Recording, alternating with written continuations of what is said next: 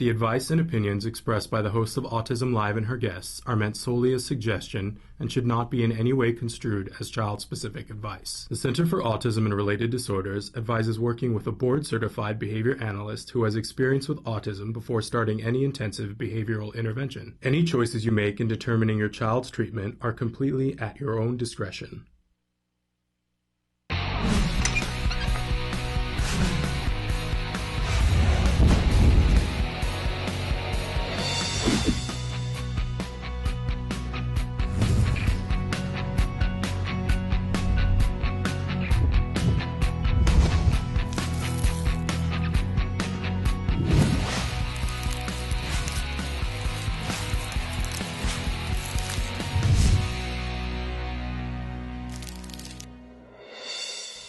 Good morning and welcome to Autism Live. I'm Shannon Penrod. We're webcasting to you live from the Center for Autism and Related Disorders headquarters in Tarzana, California.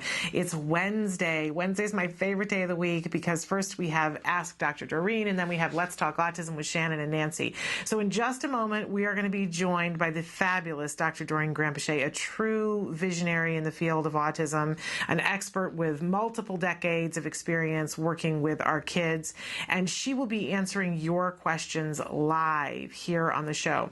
So Emily's going to show you some of the different ways that you can get in touch with us here. I'm going to remind you there's only one way to watch us live. That's at www.autism-live.com.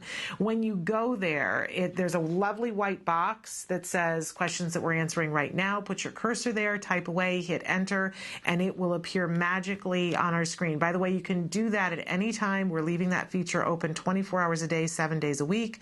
So you don't have to ask your questions just during the live portion of the show. You can ask it at any time, but it's so reinforcing during the live show. When you put your question there, it shows up here, and then we get to answer it in real time. It's very exciting. There is no cost for that. We're not taking any of your personal information. You don't have to log in, give credit card information. There's none of that. It's instant gratification. You have to love that.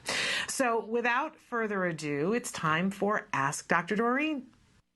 Dr. Doreen Grampachet is the Dr. Doreen is an expert in autism. Doreen Grampachet. Dr. Grampachet. Dr. Doreen Grampachet. Dr. Doreen Grampachet is a visionary in the field of autism, and now you get to ask her questions on Ask Dr. Doreen.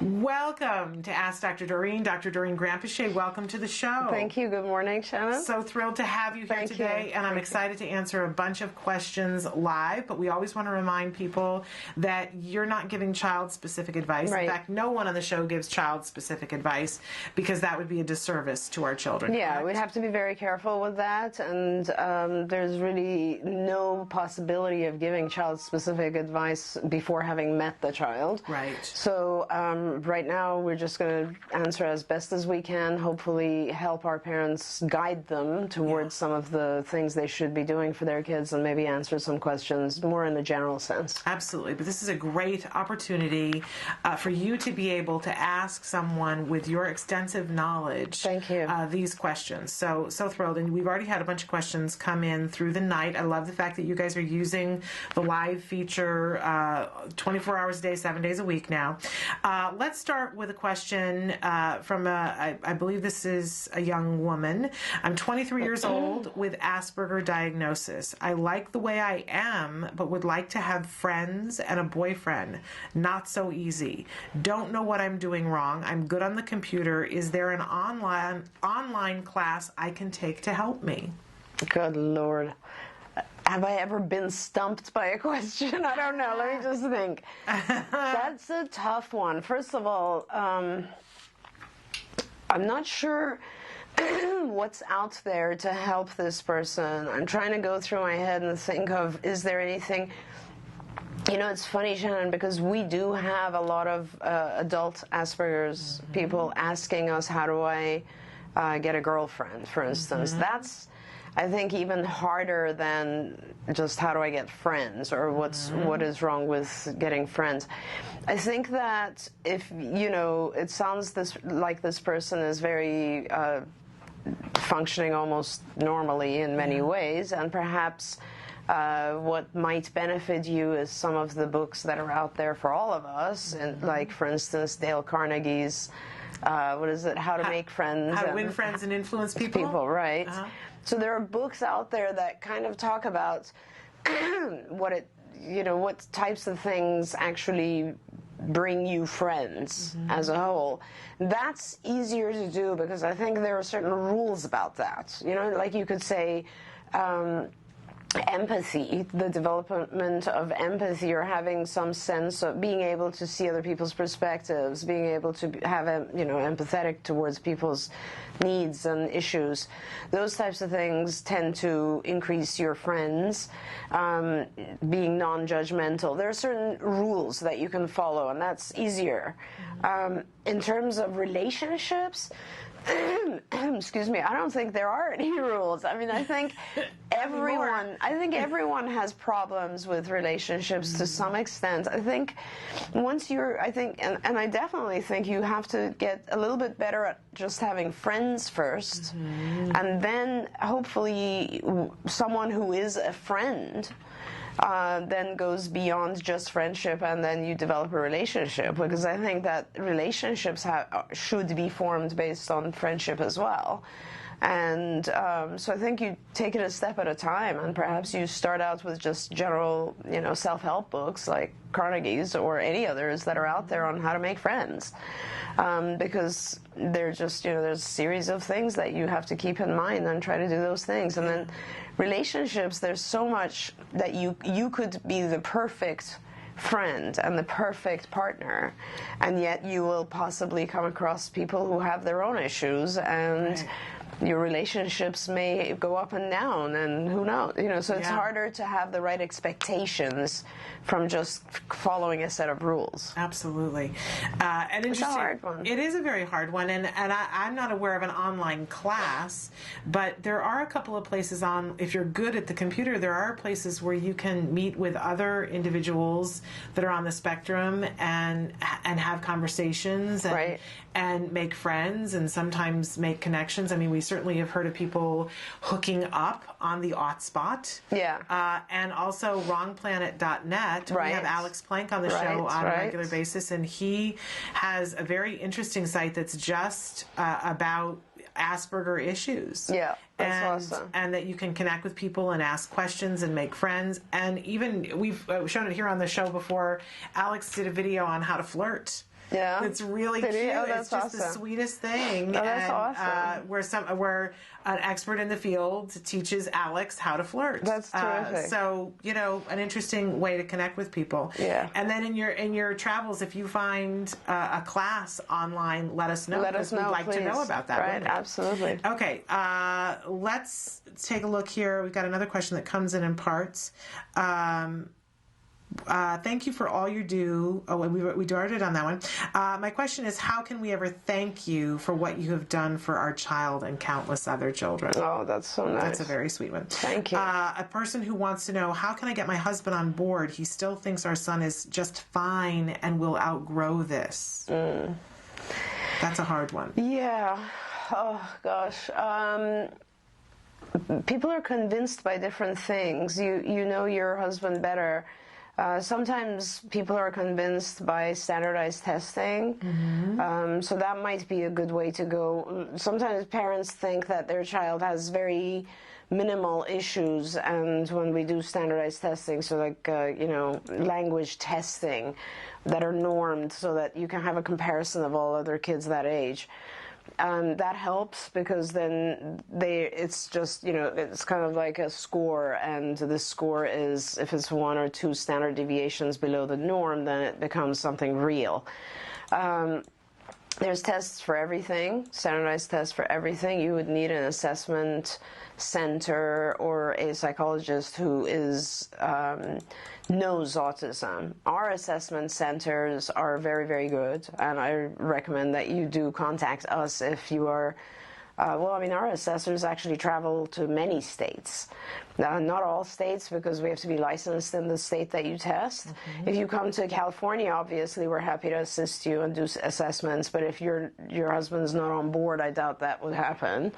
So I think it's more a matter of just trying to get an assessment done so that you can see the deficits, and the other thing is, I think sometimes parents get into these, like moms are very intuitive and they start to see things earlier because we all know our kids really very, very well. And sometimes for dads it's just harder because accepting that there might be something wrong is too personal an issue, and it's just a big issue for them. It's just harder for them to accept that. So I wouldn't keep pushing it, because I think sometimes our dads just become, they feel like they're in a corner and everybody's pushing them and they become a little defensive. But it is important, I suppose, for you to really highlight the things that concern you, and perhaps get a third party involved who can give an objective perspective of whether those things are actually delayed or not. Teachers are often very good for this. Sometimes if you have a family doctor who knows the family pretty well, that might be a good person to speak with him.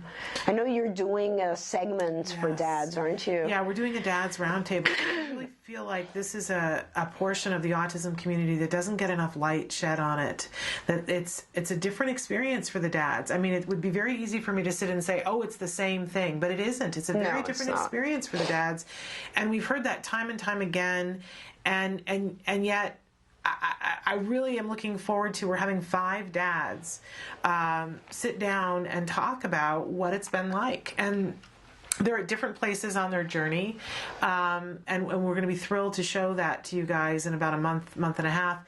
I'm really looking forward to it, because I can't remember which dad it was. It might have been Matt Asner, but one of the dads came in and said that they felt helpless until they knew that there was something. They couldn't just have their child have autism.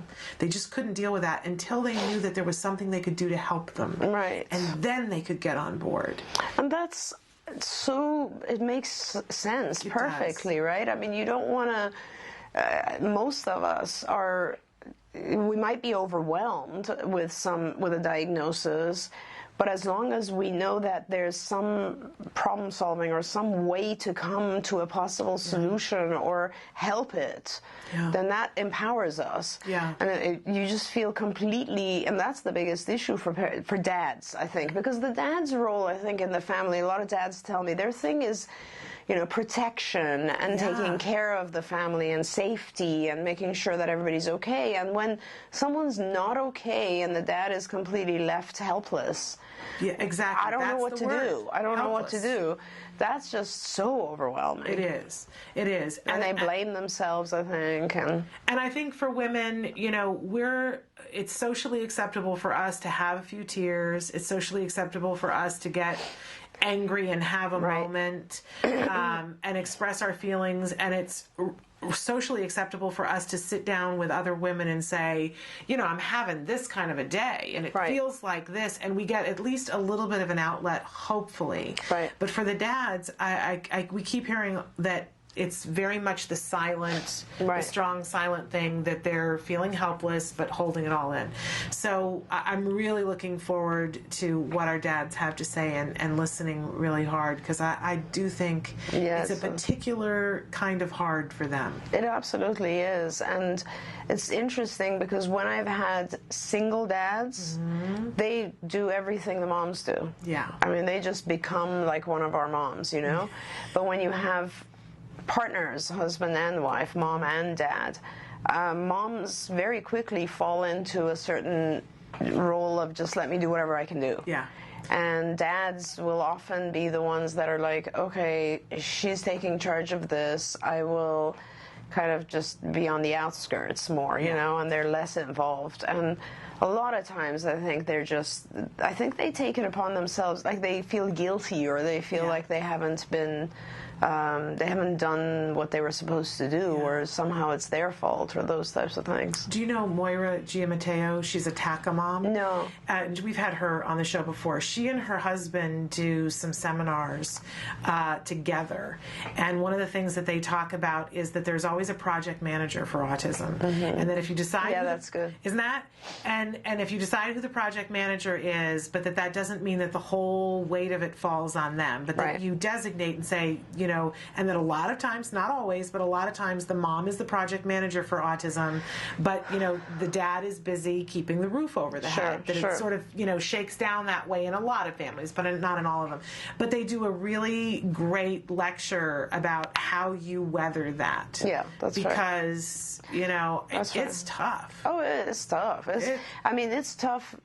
As you know, I'm a single mom, but it's tough anyway because when you have typically developing kids and you work, it's tough. Yeah. And earlier we were talking about a lot of us moms are in that generation where we also have parents that we take care of. So it's sort of it is very, very tough. And when you have a child with special needs, it's 10 times as tough because they just have so much else going on. And I also don't remember who, it might have been Holly Robinson Peete that came in and said, imagine, you're trying to figure it out for yourself, but imagine this crazy hope that both of you are going to be on the same page at the same moment always and in step with each other about what should happen. It's kind of a crazy thought that we would think that was possible. Yeah, and it isn't, because each of us are going through our own reflections and issues when something that drastic comes up. It's a tough process. It is a tough process. But, and I do know that it was Holly Robinson Peete who said that if there was one thing that she could do over, she would be a little bit more patient with her husband.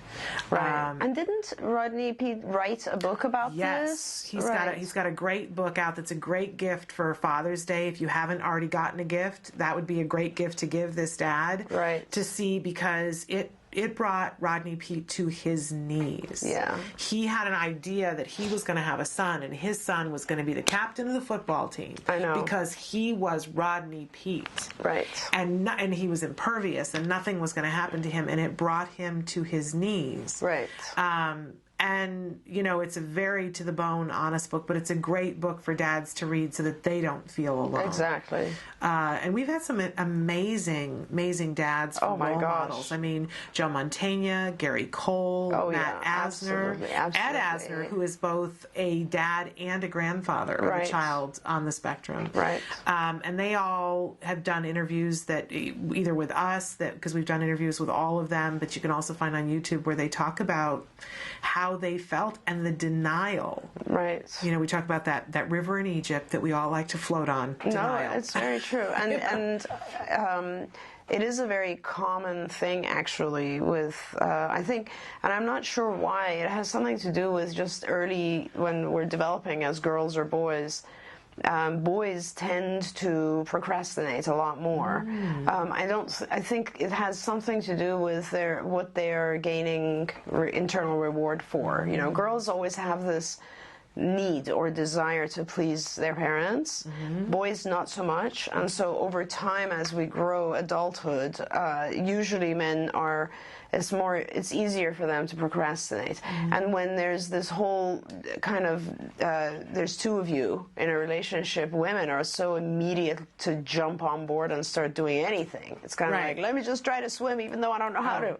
My phrase is, I'm going to do something even if it's wrong. Right, exactly. And men are more, let me plan what I have to, let me get this first, so they're sort of slower, and often, therefore, the moms are just like running in a certain direction, and the dads feel left out. Interesting. And it's really important that they be involved and that they open up and deal with their own issues around this. It's incredibly important, because it does change your life in 1,000 different ways, and you have to be able to kind of come to terms with what it is, autism, and then move forward from there. Otherwise, you're just paralyzed and depressed.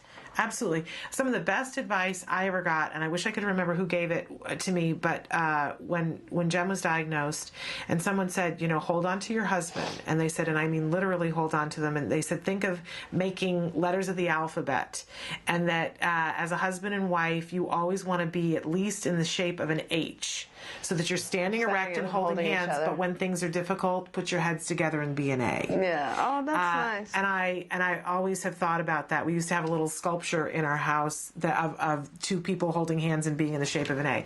Now, my son broke it in a tantrum, but we weathered that and continued on. That's really good. It is what it is. But I think about that from time to time, and when stuff gets tough, we try to hold on to each other, and knock on wood, we have no wood. So far it's worked, but it's tough. It's really, incredibly tough. Yeah. Really tough. It's incredibly tough. Well, okay, thank you for that marriage advice. We're going to take a short break and come back more with Dr. Doreen Granpeesheh. Keep your questions coming in on the live feature. We'll be right back after this.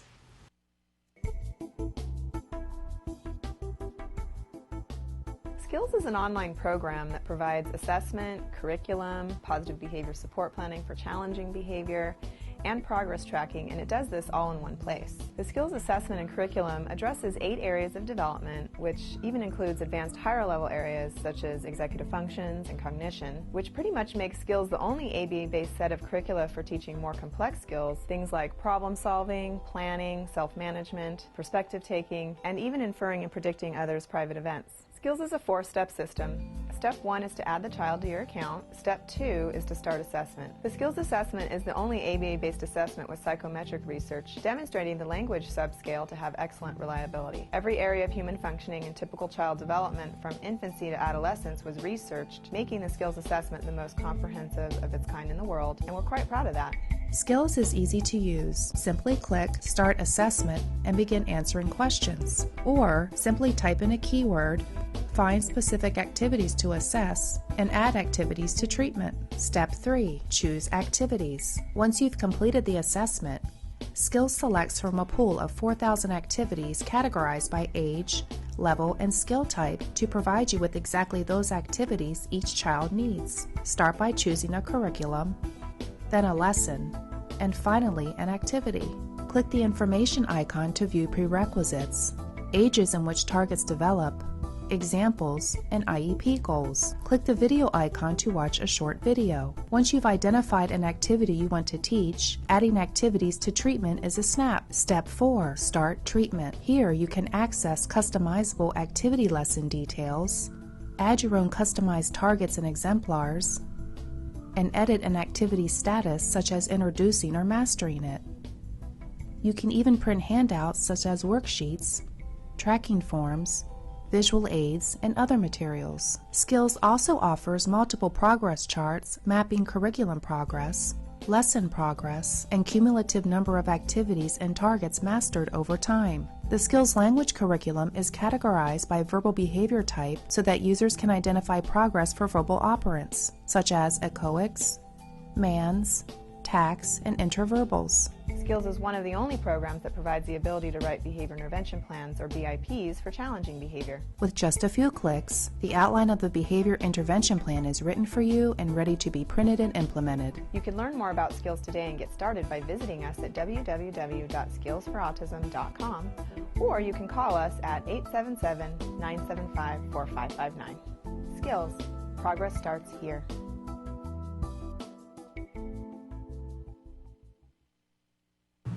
Welcome back to Ask Dr. Doreen. We had a question that came in right at the end of our hour last week that I wanted to make sure that we got to this week. My son is a 4-year-old on the spectrum. He recently started telling people I talk to in public, hey, stop talking to my dad, while pointing his finger at the person. Any ideas to help me address it appropriately? That is very cute. So, like anything else, you have to ask yourself why he does that. And I can only guess at a few things. You know your son much better, but so one thing would be he's just bored, because the duration of time that you're spending talking to someone else and he's not engaged, or even if he is understanding it, he's bored. It's not the topic that he wants to talk about.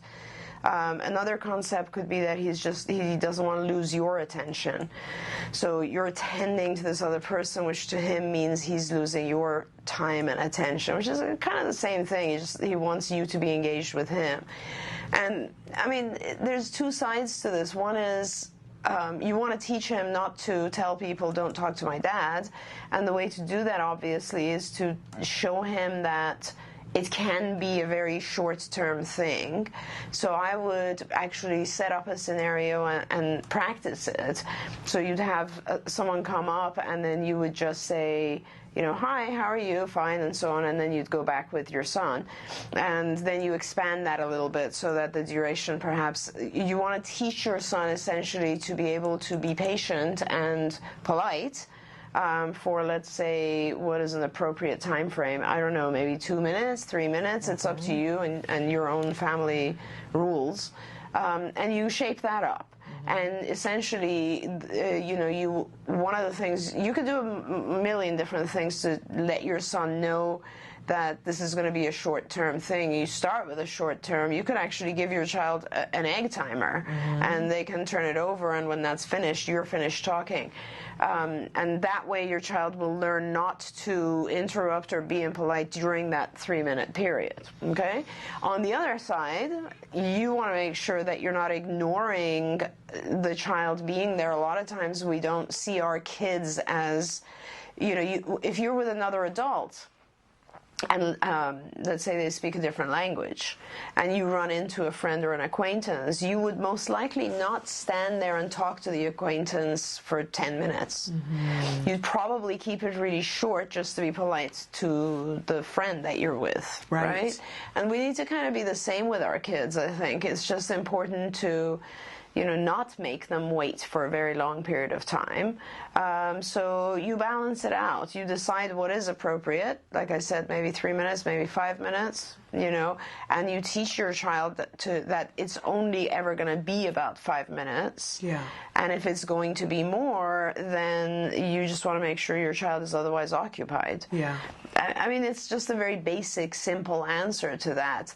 I think the reason he does that is probably because he's either bored or wants your attention. Yeah. And, of course, you don't want him to keep doing that because it's not really polite. But you also want to be fair with it and not keep him waiting a long time. And you can, like anything else, you shape everything up. So you start with just the 30-second, and you can take it up all the way to 5 minutes. It's interesting. We've talked before about perspective taking, and that it's all too easy for us to want to teach our children to take our perspective, but that I know as a parent, I forget to take my child's perspective on a regular basis. Right. I just do. I have an unrealistic expectation that, and now I'm in the lovely, lovely position where he tells me. Which is awesome. Yeah. It is, and it's a great gift, but he'll say to me, Mom, I really don't want to go clothes shopping for 2 hours with you. Yeah, oh my gosh. You know, because this is the really, statement of my son all the time. Because really, why would he want to do that? Yeah, absolutely. He hates it. And, you know, there's another really important concept that keeps coming back to me, which is time, right? The understanding of time. When you tell an adult something like, it'll just be 5 minutes, they have a very concrete understanding of what that means. And they know that 5 minutes will pass pretty fast. Kids don't. And our kids on the spectrum really don't. So when we tell our kids something like, you have to wait 5 minutes, you'll get it in 5 minutes, or I'll be right down. Those things mean nothing to our children. And sometimes to our kids, it's just, you know, it's impossible for them to be patient because they don't know if it's really going to be a short period of time or it's going to be a long period of time, because time doesn't mean anything. Yeah. So often I find that when I do things for my, let's say my older kids or my adults, and their biggest frustrations, I have an adult right now, or he's I think 19 or 20, and he's the sweetest character ever. I mean, this kid is just a beautiful human being, and he does so much. So, like, so many things are being taught to him right now, both vocational and just in school, and he just does everything. He's such a sweetheart. You just want to hug him all the time because he's so compliant. But then once in a while, he'll want something, and if you just tell him, okay, later, or if you ignore his desire, he'll go into a full-blown massive tantrum, put his head through the window, you know, everything. And it's because of the fact that he really doesn't understand later or this evening or, tomorrow, any of that sort of stuff. And so right now we're focusing very much on his schedule and getting him to understand sort of what comes after each one and what is today and what's tomorrow, what's this afternoon and all that. Right. And I'm pretty sure that's significantly going to impact his behavior because he is a very, very sweet personality. And if he knew that what he really wants is coming and it's going to come after, let's say, these next 5 activities, he'd wait. Yeah. It's just that when he doesn't know when it's going to come, well, then he's getting no rewards. He doesn't know when his rewards are coming. Right. It's kind of like I gave the example the other day to a school and I said, you go to work and you're very tired in the morning. Assume that you're going into a difficult situation like work or school or something, and you just who really wants to be there all the time unless you really love what you're doing? School, let's say, right? Most kids don't want to go to school, but they tolerate it because they know that there's the 3 p.m. bell. That means you're done. Right. Okay?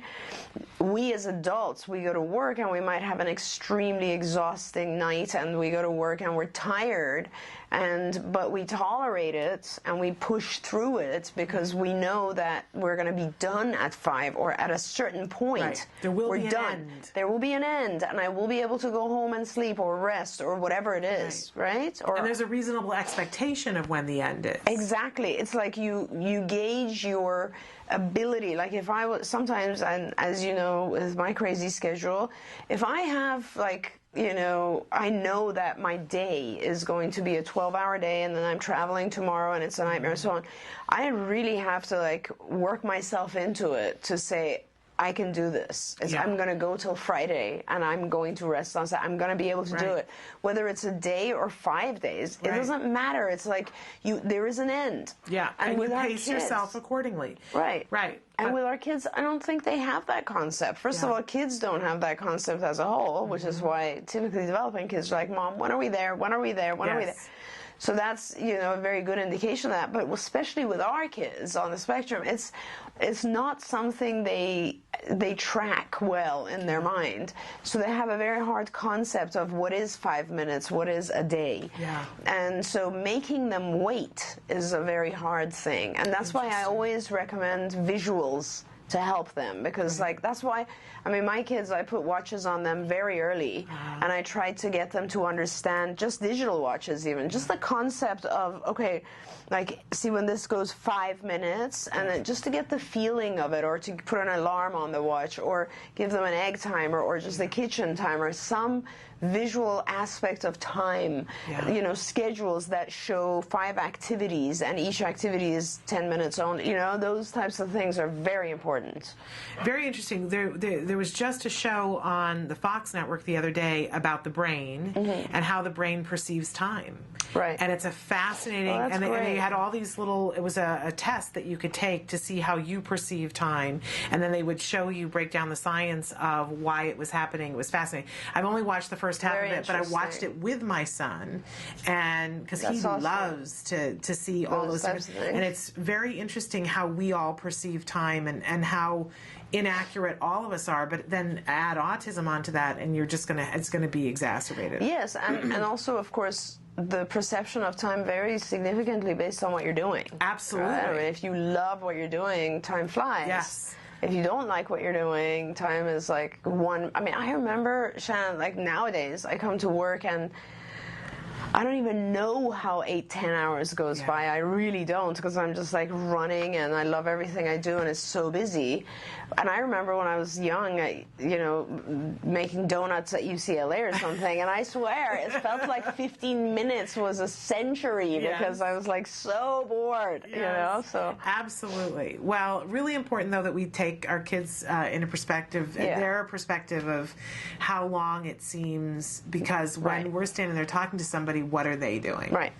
Interesting. Well, and sort of in keeping with what you were talking about, a viewer wants to know, did your children ever tantrum, and how did you deal with that? Oh my God. Now, I have said this about you when you're not here, that I'm a huge fan of yours, and you are the real deal. I've seen you work with children, and I've seen you in different meetings, and you're the real deal. And I have seen your children, and they're amazing children. Yeah, and thank the Lord they don't tantrum many more, but your oldest child, who is nothing short of amazing. She truly is amazing.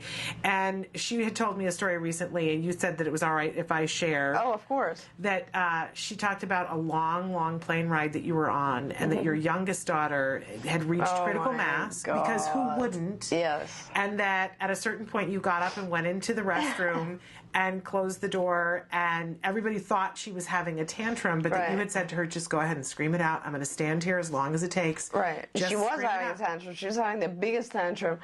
The issue was, and I totally remember this, and of course she was I always say that, and I love her to death. She's actually the one that is almost identical me. Like, it's unbelievable how much she is me. So it's kind of interesting. Of course, now she's 12 and beyond all of this, but I have to say that this is when she was like 2 or something, and those were pretty tough days, because she, first of all kids, I think, get really easily agitated when they're tired. Yeah. And this was an 11-hour flight. We used to travel all the time to Europe, to Germany. I mean, their dad is German, so and there were times, Shannon, when I had, like, my little one would be 6 months and my son would be 2 and Nikki would be 4, or 5, and I'd be taking the 3 of them alone.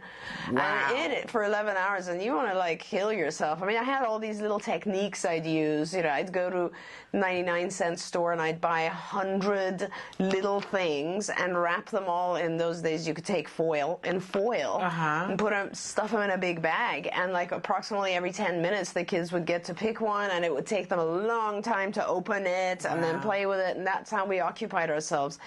But this particular time, we were coming back, I think, to LA, and I think Charlie, it was just something about, she was exhausted and she didn't want to sleep. She was a baby. Like, I literally remember that she was maybe 1.5. Wow. She was really little, and she didn't want the food, and so she took the food thing and threw it, right? And she just was having a full meltdown. Wow. And it was hard for me because, like, there's all this stuff on the floor, the stewardesses are looking at you. I had a lot of arguments with flight attendants in those days. So I thought, all right, what am I going to do? I took her to the bathroom and I said, go for it, and I stood there and I remember her freaking out, and I remember thinking, if somebody can hear this, they're going to come and, like, think I'm abusing my child or something, and I'm just standing here looking and thinking, how long is this going to go? The only thing I did is I kind of splashed water on her face a few times to calm her down. It did take a while, though. I think it went on for about 40 minutes of screaming, and then after that she wiped herself. She was just exhausted, so she came and laid in my arms and slept. But I love the idea of you standing there and saying, okay, you're having your feelings that you're having, and that you didn't take it on. Oh, having said that, there are times where I did take it on. Okay. I mean, it's impossible for a parent not to get involved when your child is, oh my gosh, it's like, they are out of control and unreasonable, so you can't even slow them down enough, right? You can't really calm them because they don't want calming, they just want a tantrum. You're in a public place, so you don't really have the opportunity, and you have the other 2 to worry about. Yeah. Like, it is... There have been times where afterwards I'd just sit there and I'd be sweating and I'd be like, oh my Lord, what did I just go through? Yeah. So it is a very, very normal process, because kids, it's not like kids are born knowing all the rules. They don't. Yeah. So we teach our kids the rules, right? I mean, and sometimes they will object. And tantruming is the earliest form of objecting. And so it's perfectly fine to do those things when you're that young and you can't really express, like a 2-year-old, you don't expect them to be able to identify and say, I'm really tired, I'm sick and tired of being on this 11-hour flight, I don't like the food, there's no movies I can watch, and I'd just like to scream my head off now. I think we've all felt that way from time to time. And they don't have the tolerance. So you, A, have to try to keep them engaged, and B, you have to kind of accept the fact that sometimes they're babies and they're going to complain. But oh my gosh, I had all of my kids have been through those stages, of course. You work with tantrums and challenging behavior. You teach, the child how to self-regulate. And it doesn't matter every child starts out with that, and it's just a matter of giving them enough resources to be able to, so that they can self-regulate, they can calm themselves down. You know, now if any of my kids get upset about something, we will have a conversation about it. They'll go and chill out in their room, and I won't let them not talk about it. I will not let them just you know, put it inside and not discuss it, because they'll come back down. I will say, we got to talk about this. And after they're calm, they'll come back and we'll discuss it. And sometimes I'm wrong, and I will apologize, and I'll say, I totally did not see your perspective, and I get it. And this is how you want to deal with it. And thank God, you know, at this age, 12, 14, and 18, or almost 18, you can actually come to that level. But when they're kids, it's all behavioral therapy. It's all just the same stuff. So interesting. But I often say with Charlie, my little one, you know, the first two were so easy, he and Sunny, behaviorally. And with Charlie, it was kind of like God said, you know, you've had it a little bit too easy. Here's this one. Have fun with this. Oh, but I will say this, that because I do say this all the time, because you are the real deal. I've seen you work with a child that you know, and with a child that you don't know. I've seen you work with my child. The first time that you had an opportunity to work with my child, you had a cold that any sane person would have been home in bed. And they were going to be doing some filming for a news thing, and you'd never met my child before. You knew me, but you hadn't met my child before. And you got down on the floor and played with little Native American toys with my son. That's amazing. And built I have, something no with him. memory of this. And I remember thinking, you know, bless, I don't know how she's doing that, because you weren't feeling well. And my child had a cold. I mean, like, nobody was feeling well, but you got down on the floor and played with him. And then when they were done filming and the camera crew left, I expected you to go, okay, I gotta leave. But you sat and you played with him for longer. You weren't just going to abruptly leave him. And you know, a lot of people would be that way. But you aren't, and I've seen how you are with children. I love the kids. You have such a gift, and you have such a passion love the kids. for it. They're so cool. They're the best. They're awesome. But I have to say, like, from looking at myself over the course of the last, 30 years of working with kids on the spectrum, I have, you know, once you become a mom, things change quite a bit. And once you get a little bit older, I'm older now, from a behaviorist perspective, I think a lot of people, I'm more of a psychologist than a behaviorist, I think, now, whereas you used to be more of a behaviorist when I was younger. I think I really understand kids really, really well, and especially kids on the spectrum, and I really immediately can see the world from their perspective, so it's very easy for me to communicate with them. But I mean, I have now entered the age, Shannon, where all I really want to do is hug the kids, and that's not good. So it's kind of like, I have too much compassion for my kids now. I'll tell my supervisors what they need to do, but I can't be the one to implement it necessarily in certain cases, because all I really want to do is just sit and hug them and hold them and like protect them and all this stuff you're not really supposed to do when they're having a behavioral issue. Well, that's okay. You have people to be the bad cop. You can be the good cop. Yeah. I just love, they're just such cool, amazing souls, you know. They're just such great people. Well, and I see that you see them that way, which is an amazing gift. That's an amazing gift. You know, there are a lot of cold people in this field. Yeah, I know. But how could you not see a child anyway? Any child. How could you not see any child as good? There are people, and it's you're so refreshing. And then on top of that, that you have such a gift that you see what they need and your expertise. So it's a lovely thing. We should take a break and come back with some more of your questions. And if you continue to bring them in, we'll have even more to answer. Stick with us. The Center for Autism and Related Disorders is celebrating the grand opening of the CARD Assessment Center in Woodland Hills. The CARD Assessment Center provides consultation and assessment for individuals of all ages with a variety of disorders, including autism spectrum disorder, attention deficit disorder, memory disorder, learning disability, and intellectual giftedness. To schedule an appointment, contact the CARD Assessment Center today. Welcome back to Ask Dr. Doreen. We're here with Dr. Doreen Granpeesheh answering your questions. You can continue to ask them on the live feature at www.autism-live.com. The next question that we have, do children who aren't speaking at a young age ever recover? Oh, yes. I mean, and I don't know what the parent means in terms of a young age, but certainly I've had kids who were... I had a child who came in, I started at 5 with him, at 5. And at 5, he had somewhere close to maybe 30 single labels. And of course, at 3, he didn't have any. And at 4, he had very few. And so, having just about 30 single object labels at 5 would be considered very delayed. And of course he's typical and in college and doing extremely well.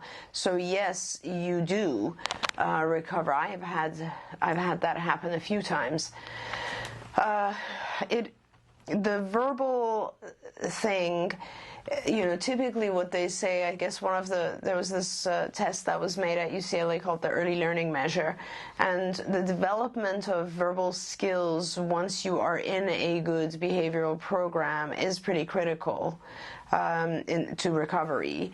But having said that, if a child hasn't had the opportunity to learn, then it doesn't matter if they're nonverbal, right? You want to give them the opportunity to learn, and really the opportunity should go on intensively. If it's a young child, intensive ABA, somewhere around 30, 40 hours of ABA per week for about a year. And that's the point where you decide, you'll see it right away. First of all, it's not like you won't see anything and then suddenly you'll have labels at a year. No, it's like a month in, 2 months, 3 months in. And if you have been able to eliminate all the other problems, like sort of problem behaviors are down, biology is good, child sleeping, all that sort of stuff, and now you're teaching and the child's picking up. You see it all the time. That is the indication for me in the first year, is like how much growth does the child have in the first year, and that's my indication of how well they're going to do. And by the way, I also want to say that I have some completely nonverbal kids who are ridiculously intelligent, like 2 standard deviations above the norm IQ, extremely bright kids. And no one has, maybe they've picked up 50 request labels, but it's not occurred to anyone that language is way too hard for this child. Why don't I just teach them either sign or an augmentative device or what, and once you do, the child's like almost like normal, except they're typing, right.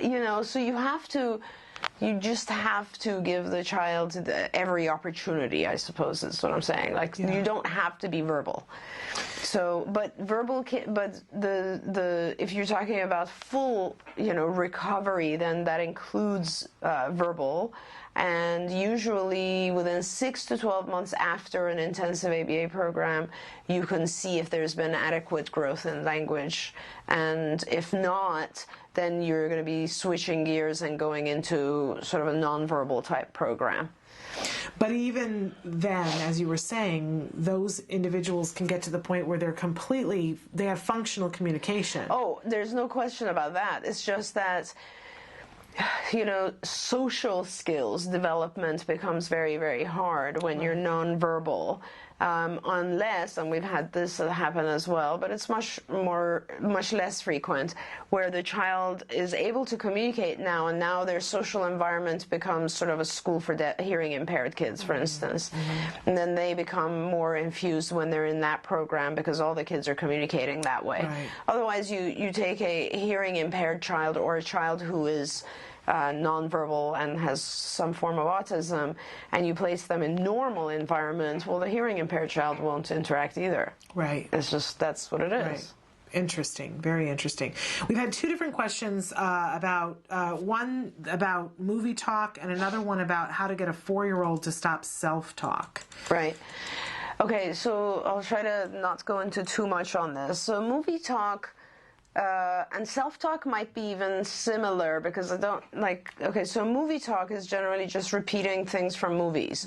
And when I see kids doing that, sometimes it's in context, which is kind of interesting. Like, they'll learn something from a movie and they'll use it appropriately. Right. But it's fully scripted. Right. But it's appropriate when they say it. Right. And sometimes it's completely out of context, so they'll just be repeating something because they're thinking it. And these are different things. They're completely different things. So the first one, if a child is like repeating something, but they're trying to use it in a functional way, that's what they're doing. They're learning language from movies, and they're trying to use it in a way that is useful to them. So maybe leave that alone. Well, I would leave it alone if it's a child who's in language development phase, right? If they're trying to learn language, I wouldn't, you never really want to shut down a child's language if it's somewhat appropriate. Right. You kind of want to steer it rather than shut it down. If it's inappropriate, so if it's like repetitive in nature or something that is really not adaptive in any way, then I'd want to shut it down. But the way that you do that is basically you want to limit those opportunities. So the movies, perhaps a lot of our kids get hooked on one movie versus like they'll want to see the same thing 10 times in a row. So that is the one that you probably want to take away. And if your child has a really hard time with that, then maybe once a week as a major reinforcer, they get to see that. But if they start to imitate a lot of movies, you might want to just put movies on break for a little bit and start to go other things, like use that skill. I mean, this is a child who's actually imitating from visual and auditory, so hey, let's give them some educational programs on TV that they could mimic or model from. But and we don't get into a discussion about that and say, you know, we're not watching movies because you're repeating them. You just distract them with other things. It depends on the child's functioning. Like, again, it's like if it's a very high-functioning child who completely understands what the contingency is, and they'll say, I got it, I won't repeat anymore. Then you let them watch it. Don't take away my movie, I won't repeat anymore. Right. But if it's a child that doesn't get the contingency, don't get into an argument, for sure. Yeah, and just like take it away and replace it. We have this with a lot of our kids, and I think it's important to understand there's more to it. There's a lot to discuss on this subject, because sometimes our kids, there are some children who really live in a fantasy world, and they love that. And that is a little bit more important to deal with, because you really want them to kind of be aware of, or at some point you need to teach them the difference between make-believe, fantasy, costumes, dress up, and normal. And that's not something I'd be doing with the child until past, let's say, 5 or so. But then it goes into like sort of the play curriculum, because that's where you're starting to teach them about pretend and pretend play and fantasy and dress up and all that. And then there are some kids who are saying a lot of stuff because they don't differentiate between thinking and saying. And we have lessons for that in our cognitive curriculum, which have to do with just, think versus say. Yes. And I need to tighten up on that myself from time to time. I did too. But it is so and those are lessons where we're teaching our kids the difference between thinking something and then saying it out loud, and we will actually practice those things with our kids. So really, there's at any given age, movie talk or self-talk, we'll talk about in a second, but movie talk can be the function of it could be a different thing. It could be just trying to communicate, trying to interact. It could be repetitive, just so that the child feels there might be saying it and laughing. Some of the kids will just enjoy repeating it, and that's perfectly fine. We also will think of something funny and laugh and then explain it to others. Our kids just don't have the contextual ability. Sometimes with some of our kids, what we do is we'll teach them to say, I was watching a movie the other day, and this happened, and then they can say it. So kind of introducing the subject, that's one of our lessons as well, is because everything else about it is fine. If you look at kids, typically developing kids, they're always doing that. They're always talking about, did you see on that movie when he did blah, blah, blah? But if they didn't say the, did you see on that movie, the whole thing would be weird. Right. So you just have to introduce the topic appropriately, and then you can talk about it. Right. But then we have to teach our kids to talk about it for a limited period of time and not obsess on it. So these are many different lessons. Right? Now, self-talk sometimes, and I don't know if the parent is referring to self-talk in the way that I think about it. Okay. But self-talk is sometimes talking yourself, is kind of giving yourself instructions. Like, I've had kids who are the cutest ever, and they do things like, I can do this, I can do this, and that's very normal, and like I wouldn't really touch that very much.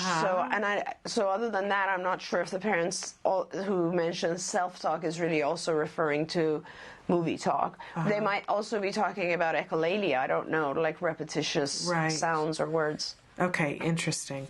All right, I'm going to move on to another question then. Give me 1 second here, because I was so interested in what you were saying. And I often go into so much on these things, and I always do it with the assumption that if the parent wants to know more about this, I hate referring people back to skills all the time, but really all of these concepts are detailed in great depth in skills, and then, just everything that I said and 100 things more are written in skills about how to teach, how to stop things like movie talk. Interesting. Okay, so we've got a mom who wrote in and said, I'm very mad that my child has autism and doesn't speak. I'm very mad. Yeah, and I'm furious that we had to fight to get services, and I'm terrified about what would have happened if we hadn't gotten ABA. What is it going to take to change the equation? I'd like to know your opinion. Yeah, I'm with you there. I'm very mad too, and I have been for a really long time. I guess for me it's a little bit easier because I've been in the world of autism for 30-somewhat years, and I've seen things improve. I guess I went through different phases. First I was just shocked, and then I was like more shocked. With autism, it's not just oh my gosh, it's like hard to get someone to actually diagnose appropriately, and even harder to get someone who's going to tell you the truth about what the options are, and that there are a lot of options, because most people don't even know that. Then once you're past the diagnostic phase, which is hard enough on its own, it's a battle to get funding. And once you're past that, it's a battle to get a good provider. I mean, it's just nonstop, So autism it's a crazy field. It has challenges all around it. But it's improved, it's improved slowly, considering how fast the rate of autism has increased, but it has improved. We now have 33 states that have insurance funding for ABA, thank God. Yes. We now have thousands of BCBAs where, 20 years ago we didn't have any. We now have centers at pretty much all universities that recognize what autism is. A lot of pediatricians are getting trained better. A lot of things are changing. It's just it seems slow because autism's growing so fast. So in contrast, it is slow. I don't blame you for being angry. I guess a lot of parents turn that anger into doing something productive, like you, Shannon, and this program, for instance, is so helpful to so many people. I have, a lot of the parents who are my friends, like Thea Davis that I talk about a lot. She, of course, became a BCBA and has an awesome program on the East Coast. Bonnie Yates, who is a lawyer and started practicing special ed and just getting funding for a lot of families. I could go on and on and on. Yeah. I mean, the entire ACT Today board, they're all parents, and they all are doing incredible things and fundraising and helping other people. So as a parent, I think where you see things are lacking, jump in and help. That we all have to work together to get things to be better. I think that's a really good point, and I think that it doesn't have to be something big, even if it's just going on Facebook, and when you see somebody, even we ask a question of the day, and sometimes parents will write things in, and I see other parents step in and say, here's what I did about this, here's something you should be aware of, and I know that both of those parents feel better afterwards. And I absolutely agree with that, and I have to say, there hasn't been a single change that wasn't initiated by a parent in this field. Everything is pushed by parents. The parents are amazing. And so, you know, direct your anger, I guess, and redirect it into this energy. It is energy. Yeah. And I've told the story before here that I would not be here, and my child would not be where he is if somebody hadn't told me about CARD. And it was a parent who told me, and I've gone back to that parent. You know, every couple of months I go back to her and say, how am I ever going to repay you? And what she said to me very early on was, you're not going to. You're going to pay it forward. Yeah. And she said, I will expect you to go find other parents to tell them. Right. And she says to me now, I didn't know you were going to take it so literally, Shannon. But it's so true, and I love that, because the whole concept of paying it forward, I think, just in life, not just about this this world of autism, but just in life, is something we should always be spreading. And it truly is. I mean, if you think of the families that have found some help because of this show, because of what you do every day, it's unbelievable. If you think of all the families who've received help because of Nancy and Act Today and what she does, and under any circumstances, under the most stressful circumstances, you know, you both and many other parents are just doing what they can for kids. So we're all contributing to it and moving it forward. We hold a hand out to the people who are ahead of us, who have done things before us, and we hold a hand back to the people who are coming behind us. And in that way, I always say, if we all hold hands together, we'll get there eventually. Right. And progress, you know, progress is the name of the game for our kids, so it has to be the name of the game for the entire community and how we move forward. Absolutely. You know, I know it's all easy to say only 33 states have insurance reform. Well, really, there should be a federal mandate, and I would agree with you wholeheartedly. But the fact that we have 33 states, and I was told that in my lifetime we would not have one state that would have insurance reform in my lifetime. I started in this field in 1978, right? And when the insurance mandate started to happen about 3 or 4 years ago, I said I did not think this would happen in my lifetime. I didn't think it would, and it is spectacular. It's hard. It's very, very hard to deal with the carriers. They don't understand what this is. I don't think they understood when they signed on that it would be a massive undertaking. And we fight with them, we argue, we convince them, they convince us, we compromise, all sorts of stuff. But hey, they're funding thousands of kids. It's fabulous. It is fabulous. It's a step in the right direction. And we'll continue to take steps in the right direction. But unfortunately, we're out of time. Right. But I so appreciate you being here and answering our questions. And it's always an opportunity to learn and have more questions. Yeah. I hate to let you go. We'll be here next week. We'll be here next week. But we're going to take a break now and go to the A Word. This is the amazing ongoing documentary being made here at the Center for Autism and Related Disorders, following a little boy, Jack Riley. He was diagnosed with autism at the age of 2. At this point in the series, he's 3, and he's got a new baby sister in his home. So his world has been shooken up quite a bit, and they're trying to apply some new rules because he's now a big brother. He's learning a lot, but there are some new challenging behaviors to address. And after the A Word, we'll be back for Let's Talk Autism with Shannon and Nancy. My good friend Nancy Allspaw Jackson will be here, and we've got some amazing guests with some life-changing things to talk about with you. So take a look. This is the A Word. I know a cute little blue-eyed boy, and his name is Jack. Jack Riley. He got a big, warm, blue-eyed soul that makes your heart beat fast. This is day 3 of potty training. Well, we think he's learning to pee on the potty. No big successes yet, and lots of accidents. Here is the laundry from today. Ready? 25 weeks ago, Jack Riley had a huge breakdown when Jessica asked him to sit down, a direction that's usually very easy for him to do. At the time, no one knew he had to go potty. He didn't have the language to tell his parents or Jessica that he needed time.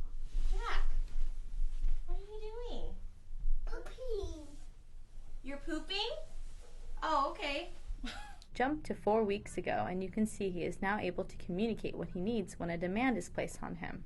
instead of tantruming like he did before when he didn't have language. Okay. How do you know when a kid's ready for potty training? So, a couple of the prerequisites to know when a kiddo is ready is they wake up dry in their pull-up or diaper.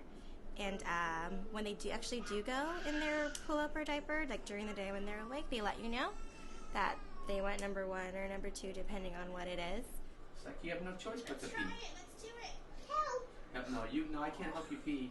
Help. I can hold your hand, but I can't help you pee.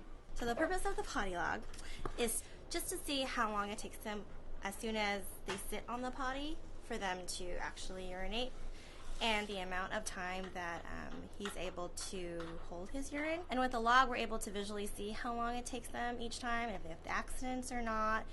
He's on a half-hour potty schedule, so if he doesn't go when we take him, then we have to take him in 10 more minutes. So every 10-minute intervals until he does go, and then we reset the clock, and it's 30 minutes again. Okay, buddy. Okay, last chance to go pee-pees. Do we reset it for 10? Oh, what does that mean? What does that mean, Jack? It's potty time. We can come play after. Hurry. Uh-oh, he wet himself. Oh. We can reset to half an hour now. To make sure Jack Riley uses the potty regularly, they have been giving him lots of fluids and salty foods. There it is. Let's go. All right, let's go. What do you have to do? You have to put your pee-pee in the potty. Okay, give it a shot. See if you can put it in there. There you go. You're doing it. Yay, Jack. Big push for your pee-pee. Big for your pee-pee. Yay! Woo! Yay! Good job. What a big boy. High five, high five, high five, high five, high five, high five, high five.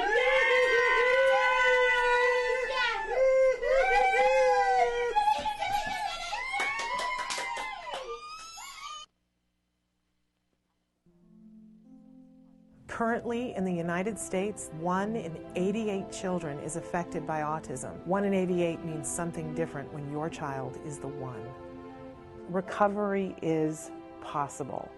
Hi, I'm Shannon Penrod, host of Autism Live, an online show about autism broadcast by CARD, the Center for Autism and Related Disorders. I'm also the mother of a child with autism, my beautiful son, Jem. You know our old joke, guess what? Chicken butt. Chicken butt. So we're going to take the chickens. But things weren't always so easy. I remember when Jem was first diagnosed with autism. I used to lay awake at night in bed and pray for someone or something that could help us to get our child back.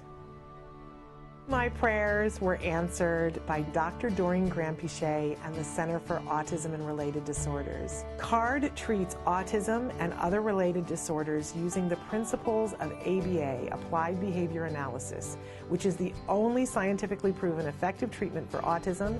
It is also recommended by the American Academy of Pediatrics and the U.S. Surgeon General. About a year after we started treatment with CARD, we were able to see tremendous improvement, and we got our child back. What grade are you in? Second. You are a smart cookie, huh? Mm-hmm. Do you like school? Yeah. Do you have any good friends? Yeah, Oscar. Oscar is your best friend? Yeah. And my child is just one of thousands to benefit from CARD ABA therapy. Across the nation and around the world, children are making amazing progress and being given the keys to unlock their full potential. We are extremely grateful for the amazing job CARD has done in helping our daughter. Our daughter today, just in 4 months, I think is a totally different child than when she started with CARD. I kind of see it as, it seems like her brain in a way was asleep, and now that we've gotten so many services, we've seen her wake up. Did you have some gases? Recovery is possible if you take the right steps, if you're willing to put in all the hard work. And 7.5 years, yeah, it's a lot of work. It's worth every little bit, and CARD's been there with us every step of the way. I have 2 children with autism. I can't imagine a day without CARD or the therapists. They've been so instrumental in helping us with our kids and shaping their lives and helping us help them. Thank you, Christina Big Alex. Thank you, Jackie and Mariana. We've tried other things before ABA, but the most beneficial thing has been ABA services, and I'd be the first person to tell any newly diagnosed family that you have to contact an ABA provider, and if you're lucky enough to have CARD, you're very blessed. Recovery from autism is absolutely a possibility. We've been recovering children for over 20 years. It's just a matter of identifying the child's medical needs, understanding the child's sensory issues, and then teaching the child all of the skills they need in order to function normally. We know there's hope for autism. Autism is treatable, and recovery from autism is possible.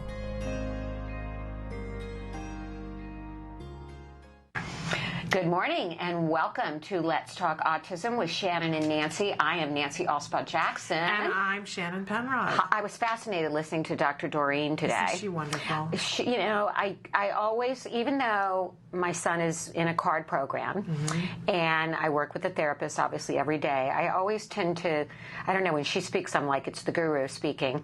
And especially, she was talking about these kids scripting from movies.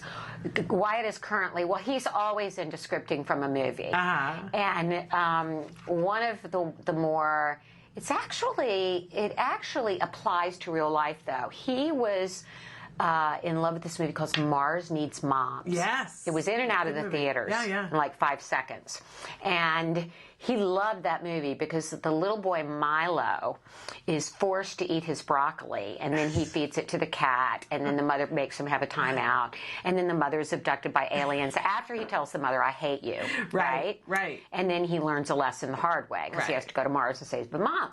So Wyatt loves to try to feed his vegetables to the dogs.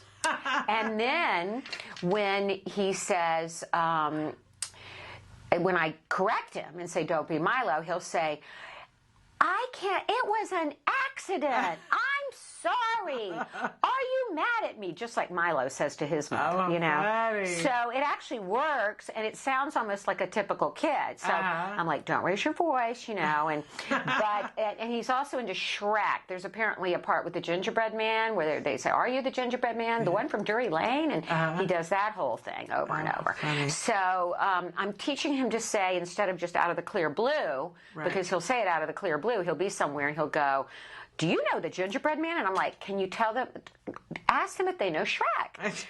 So it's okay if he brings up the context. So that's the hard part. Yeah, Jem does that about just everything. He'll just start talking about something about 3 sentences into the conversation because he's been having the thought in his head. And so he'll just blurt it out, and then I have to say to him, I have no idea what you're talking about. But have you ever gotten caught up in one of their repetitions yourself? And because I do. Wyatt will, there's one thing he does right now, and I think it's from Shrek. He goes, with an uh-oh, with an uh-oh. I find myself walking around the house cleaning, with an uh-oh, with an uh-oh.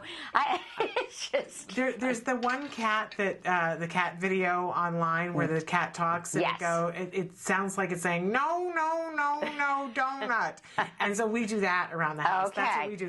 You're cleaning up, and you go, no, donut. It's like those songs that stick in your head. I get it. I get it with our kids that they do that. Yeah, absolutely. There's some comfort in it. There's some comfort in it. And we need comfort, Nancy. We do. Don't We need it so badly. Yes. And we have lots of news stories. We do. And we've got some great guests today. And I'm very excited, especially a wonderful family, a mom and a son who have been very important in my family's life and who are helping many other children on the autism spectrum.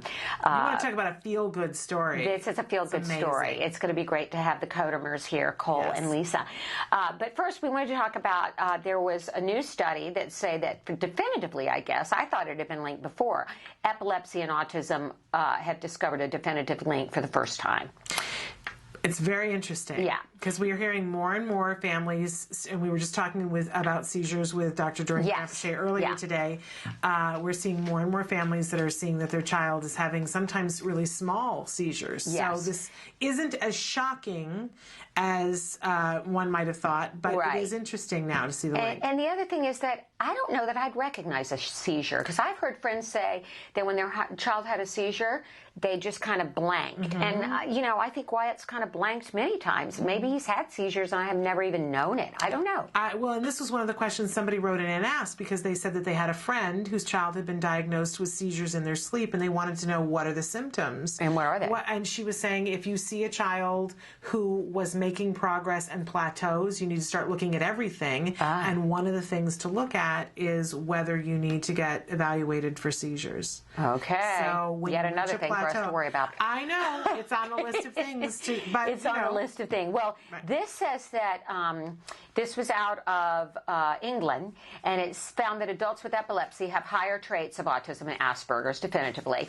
And they found that epileptic seizures disrupt the neurological functions connected to social functioning in the brain, causing the same traits as autism. So, in fact, the seizure disorder can really mimic autism. Interesting. So anyway, it's an interesting study, and I'm sure many parents out there that have the double issue going on, it's no surprise to. You're right. Yeah. Absolutely. So that was one study. Very interesting.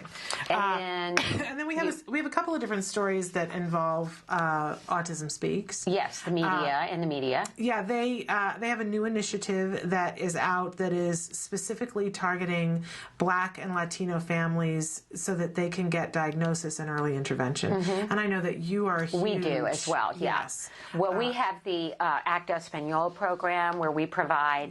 People can apply to ACT Today. I'm trying to use Autism Speaks to promote our own foundation here, but we offer direct help. This is great. I applaud Autism Speaks. They've really made, I believe, autism a household name. A lot of people say, well, Autism Speaks, they're run like a big conglomerate. What do they actually do for the families? I think the amount of awareness they've done has been wonderful. I applaud the Wrights, Bob and Suzanne, for that. Yeah. And this, I think, will be very important for families to realize that their children could have symptoms of autism. Yeah. And so it's a public affairs campaign. We'll probably start seeing the ads soon. Absolutely, any moment now. Right. And it's the campaign is Maybe. And that's the name of the campaign. That maybe your child has autism, if it has. And maybe you are eligible for help and support, and maybe you can make a difference and change things. So they can actually they can text to get the Spanish version.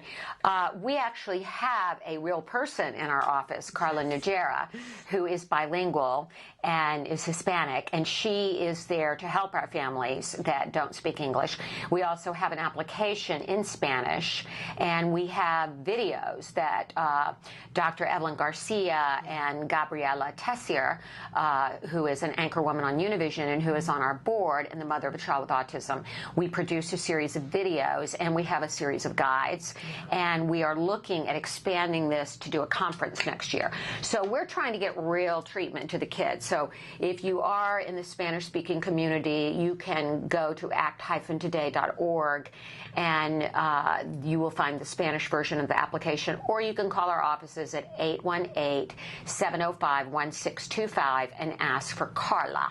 Okay, and I would just like to say, because I see that you, while you are a small entity, ACT Today, you really are leading the forefront, because you take action, you see a need, and you take action, and then Autism Speaks comes along Well, it's kind of interesting. They came out with their military awareness program, but we were giving grants to military families. But I think you're bringing things to light, and then they say, look, there's a need here. And that's great. And they do the publicity end of it, which is needed and important, but I think it should be said that you're at the forefront, you're getting it done, you're getting there first to the families and giving for treatment. actual help. We just need more money. So if any of you billionaires out there watching today want to make a donation, or we'll name a fund after you, we'll build a building, whatever.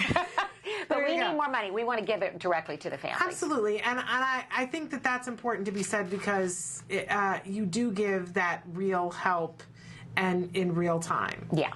really essential. But you really are the forward-thinking one. Well, thank you, I just have to Shannon. applaud you for that. Thank you, my friend. And then we appreciate that Autism Speaks does a big campaign about it so that more awareness gets out. That's a lovely thing. Okay. And then Katie Couric. Yeah, Katie Couric is getting ready to do a show tomorrow.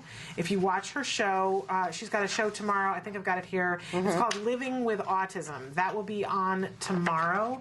A wide variety of people that are going to be on that show. We know that they're going to be featuring, of course it escapes my mind at the moment right now, the MTV series that they were following. First they followed him as part of 12 other people, and then this last year they've just followed 3 people. He's a young man on the autism spectrum. Okay. And they've been following him. So both he and the filmmaker will be on the show. All right, great. I know Lou Megaloro, I'm sure I've said his name wrong, the gentleman who wrote the letter to NBC saying, would you please cover autism? Right. He is also going to be on the show tomorrow. Okay. So we're looking forward to, and a whole host of other people it will be interesting to see what is featured on the show. It's called Living with Autism, and it will air tomorrow, Thursday, May 30th. Great. I looked it up, and I saw a lot of things written on the blog too about covering more of the issues about the many adults and young adults that have been left out, and a lot of anger on the blogs about. Absolutely. Well, I mean, I think there is a lot of anger.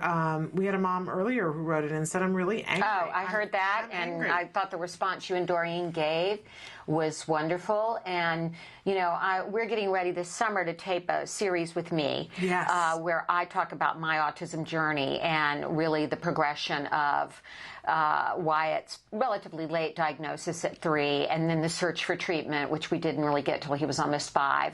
Yeah. And my anger of how that could happen to me, because I'm like, okay, I was a television producer, I was a writer, I know people, how come I didn't get this done early? So I'm going to be sharing some of that, and I don't know when they're going to air, but we'll announce that. But it's going to be my journey to accepting it, and then how I changed my life. And it wasn't overnight that I became an advocate for other families. It was a process, and there is a process. So if that mom is still listening now, your anger, we need anger. It follows denial.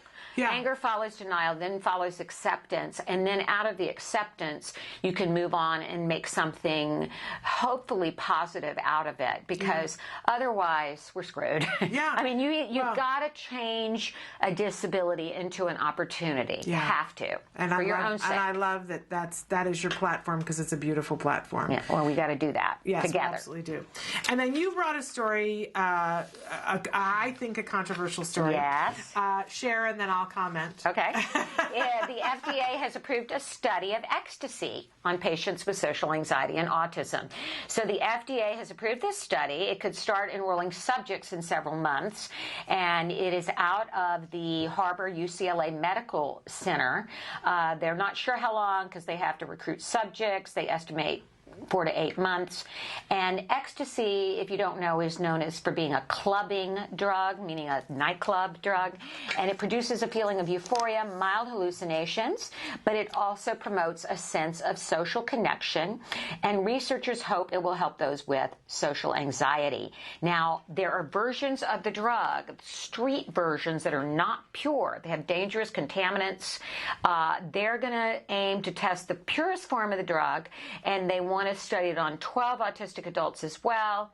And the doctor in charge of the case says the many case reports collected by study co-investigator Alicia Danforth in her recently submitted doctoral dissertation indicated that it is likely to provide at least some benefit. So they do feel they have enough studies and enough cases where it's already been used that it has provided relief with social anxiety.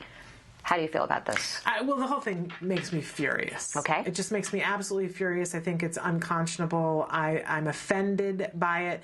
I think that, like a lot of the things with our pharmaceutical companies, it's like you have a symptom, well, let's give you something to mask it. I have seen people on ecstasy, and I'm sure that it wasn't the purest form of it, right? And I can guarantee that, they didn't care when they were on it. So maybe this feeling of supposedly, feeling social connection, is just a feeling. It's not an actuality. So maybe they don't care that they don't have a social connection. Okay. And I think that, like, you know, and we've talked about the medical marijuana before. I was going to ask you, how do you feel about medical marijuana? I just want to throw up. You do? Okay, so I wanted to make sure. For autism. For autism. I want to make sure you're on the same page with that. Now, for people who are in excruciating pain, that's a different thing. Okay. Because if you're in so much pain that you can't, you know, take a breath, then I think you have to be on painkillers. But when we're talking about saying to a community of people, there's a pill, and then you won't care and your child won't care, I think that's unconscionable, and I think that's what we're talking about here. Instead of, I just do not see how, and I'm glad that the FDA is going to do a study to show this, but I hope that they're not just going to determine if they felt like there was a social connection or were they capable of making a social connection. I understand that distinction, but my feeling on this is if they find that ecstasy works with young people and adults on the spectrum, and it enables them to get to a level of functioning and enables them to have social interactions and lessens their anxiety in certain situations, I say go for it. And that's why I love doing the show with you, because we have different opinions about different things. But to me, I read this last night and I said, you know what this is? This is wanting the fairy tale ending. This is wanting the pill that takes it all away. And while I appreciate the fact that people are still looking for that, I think it takes away from the fact that there's hard work to be done. I agree with you. We can't just we all want to be numb. Throw a pill at it. We all want to be numb and not have the feelings of all of it. And yet you and I know that when we got down to the business of, okay, this is what we have to do, and experience the feelings with it, we became closer with our children and closer with our spouses, and we got through it. It wasn't easy. And I don't think it should take the place of the hard work that needs to be done with behavior therapy, the hard work that needs to be done with diet, nutrition. Believe me, I'm not saying the pill should, everything else thrown out the window. But in conjunction with other things, if it could help a child go into a loud party and survive that experience and feel better, I think, for me at least, and it showed no harm, first do no harm, which is the rule, then I would try it. So, but, you know that you could send Wyatt to a loud party and drug him. You could drug him and make him completely numb. Right. And that he wouldn't really get anything out of the party, but he wouldn't have the social anxiety. Would you do that? No. See, that's why this, to me, I'm like, they're not going to care. You give them ecstasy, they're not going to care. I guess I'm thinking that if that drug allowed them to form those connections during the time they're on and that's what I don't believe will happen. They might retain that interaction and begin to like it. Yeah. It's sort of like, I don't know. Well, we could go on and on about this. I don't know what. I'd be interested to hear what our viewers think. Yes, if you want to write in, absolutely. Do you think ecstasy, if it was out there, it was proved harmless in terms of side effects, and it helped your child with social anxiety? Would you try it? I would. Shannon wouldn't. And I don't think it's going to find that. Okay. I'm very skeptical we'll about see. that. This is hitting. Emily's probably mad at me because I'm hitting the desk. That's all right. Okay. So. I think we're going to come back with, the haircut. We got to talk about that real quick. Oh, the haircut. Did I miss the haircut? Yeah. Okay. Something has gone viral. I saw it. It's on Facebook. A Facebook post about a Portage salon order in, I think it was near Michigan, berating a mother whose autistic toddler was acting out during a haircut has gone viral on the internet. Vanessa Hunt of Battle Creek authored a lengthy Facebook post about her experience at the M Spa Salon in Portage on Sunday evening. By Monday afternoon, the post had shared more than 20,000 times from Florida to California, angry online user reviews of the business, including Yelp, Yahoo. She and a friend were getting manicures. She said a toddler was crying while getting a haircut. This is the woman who posted it, not the mother. And she witnessed the owner of the salon, Michelle Mott, giving the mother a severe tongue lashing to tell her how inappropriate her son's behavior was. The mother left with her son, followed by the stylist who was cutting the boy's hair. It was seriously painful to watch, she said in the Facebook post, Hunt said. At the conclusion of this woman's tantrum, the mother said through tears, "I'm sorry. He's autistic. I walked outside to see the hairstylist finishing the little boy's haircut on the lawn. The mom still crying and cradling her precious son. We hugged her and cried with her too. It was so awful to see this." Now, she hopes this will die down. And she said that salons in the area are offering mothers and their children, or offering the mother and their child complimentary haircuts. This woman said she didn't know social media had this kind of power, which is great that it does. Yeah. I think it just points out that we never know. And if you're in a grocery store, you're somewhere. I mean, I remember one of the worst days of my life when I was at a coffee place and they had one of those displays with cards on it, and you know how the displays have metal things that stick out. Well, Wyatt started to tantrum. He started running around. I grabbed him and he ran into that and it poked into his head. Blood is going everywhere and the whole place is looking at me like, you know, I'm Cruella de Vil. Like, what kind of mother are you? What kind of mother are you? Yeah. And I remember getting him into the car and he's bleeding and I'm crying and I'm just like, how do I get through this? Because he hadn't been diagnosed yet. Please have compassion and understanding. You don't know. Whatever child you see, it's not our job to judge. And it's our job to be helpful in a situation like that. And hopefully if people are business owners and salon owners, they're not so judgmental and they can kind of roll with it a little bit, right? Yeah. And equally, we've had some really good stories in the last couple of weeks of people doing that, and one in particular, a local In and Out that's been really sweet and kind to an individual, a young man on the spectrum. So there are those businesses out there too, but we do need to raise awareness for people not to just instantly judge and say, oh, bad parenting, bad child. Brat of a kid, right? Right. It isn't always that. In fact, it isn't usually that. All right, so we're going to take a break, and we're going to be bringing the Codemers. Yes. And meet an amazing young family. Yes. And hear a young man's story of what he's done and how it touched your life. Yeah. Oh, we have Doug first. We have Doug first. Doug is here. Yeah. Okay. Doug's all right. here. So we didn't know. All right. All right. So we're going to talk about the Ride for Autism. Okay. We're going to talk to Doug on Skype. So he's going to tell us about this great event that happens. It's been happening for a number of years now. Yes. Motorcyclists. And a ride from Baldwin Hills to Calabasas, and they raise a lot of money. And Act Today is one of the beneficiaries. So we'll be with Doug when we get back. Stick with us.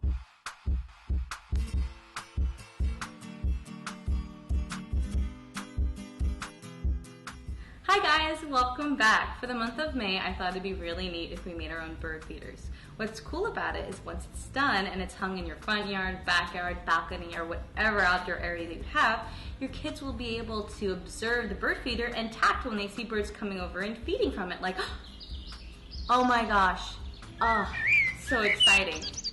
Do you see that? Sorry, I got distracted. I'm just so excited about all the different birds I've been seeing now that I have a bird feeder hanging outside. Anywho, let's get started. The materials you'll be needing are 2.5 cups of birdseed, half a cup of boiling water, 2 packets of unflavored gelatin, a spatula, twine, scissors, wax paper, and cookie cutters. Alright, now that I got your materials, it's super easy. I have my boiling hot half cup of water, and I'm going to take my 2 packets of unflavored gelatin, and I'm going to pour them in and stir it. The reason I pour it in the water first all by itself is to make sure that the gelatin dilutes really well, and I can stir it up real nicely. Now that it's been all stirred together, I'm going to take this liquid and pour it into the birdseed, making sure to scrape up all the gelatin that we diluted. Now I'm just going to stir it all up. Okay, now that this is all mixed up, I'm going to take my wax paper and put it on my table, just so I don't make a mess. And then I'm going to take my cookie cutter and lay it down. I'm also going to take a piece of string and cut it, about 6 inches long. Now what I'm going to do is I'm going to fill the cookie cutter halfway full with our birdseed mixture. And then I'm going to take my string, fold it in half, I'm going to place it in the center. This way you can hang this up once it's done and dry.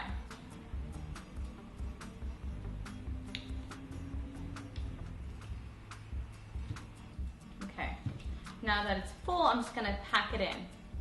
So now that this is all compacted, it's gonna take about 6 hours for the gelatin to get completely hard. If you take it out too soon, the whole thing's gonna fall apart. So let's wait a little bit and I'll see you guys in a few moments. All right, it's been 6 hours now, so let's see if this little guy worked out. So I'm just gonna pull him up and pop him out, okay?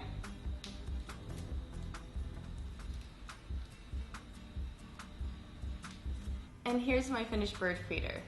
All you have to do now is hang it outside and wait for all the great things you're gonna see. Like, ooh, I see another bird. This is so exciting. Well, I hope you guys enjoyed the activity and keep me up to date with all the different birds that you and your child see outside your property. Until next time, craft on. Bye, guys. Can you see me? Can you see me flying by your side?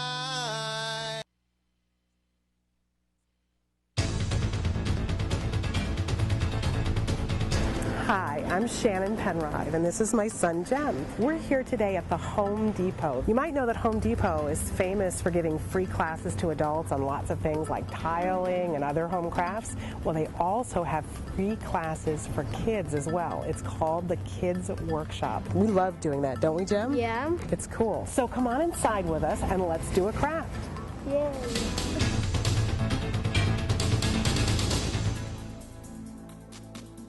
The Kids Workshop is a program that's been around with Home Depot almost since we've been a company, and it's been developed to allow kids in the community to come in and give them an opportunity to build something, to be able to create something and be able to take just simple wood pieces and put them together with nails and hammers and screwdrivers and then paint them. So you do this every first Saturday of the month. Any Home Depot that you go to on the first Saturday of every month between 9 and 12, you can join different associates throughout different stores and build these projects with these kids. And do they have to do anything beforehand, or can they just show up on that Saturday? All they need to do is show up. We have all the tools, all the materials that the kids will need. We have aprons that we give to the kids that they can take home and maintain their pins. They get pins on a regular basis for completing projects. With that, they can keep track of how many projects they've done. And it's all free. It's all absolutely free, all Which provided. is wonderful. And Wilson, I have to say, you guys devised this for all kids to be able to do this. Correct. What I particularly love about it as an autism mom, it gives my child a place to come and learn a new skill, to socialize with kids of all kinds. Absolutely. And that's what we're here for. Home Depot is definitely loves to be involved with the community and bring the community in to work with us. That's what we love to do.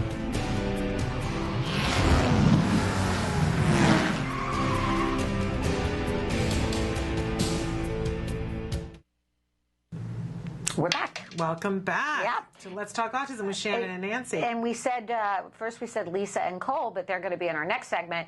First, we have with us Doug Marone. Doug, is that how you pronounce your name? Yes, it is. Thank you. Okay, hi, Doug. He's with us via Skype. And Doug is one of the co-founders of the Ride for Autism. Tell us what that is, Doug. Oh, we might have frozen him. Did we freeze him? There's a frozen Doug. That's okay. We're going to... You there? Well, Ride for Autism first started about 2005. Frozen Doug? We've got you. Got me back? Yes. Oh, excellent. Thank you.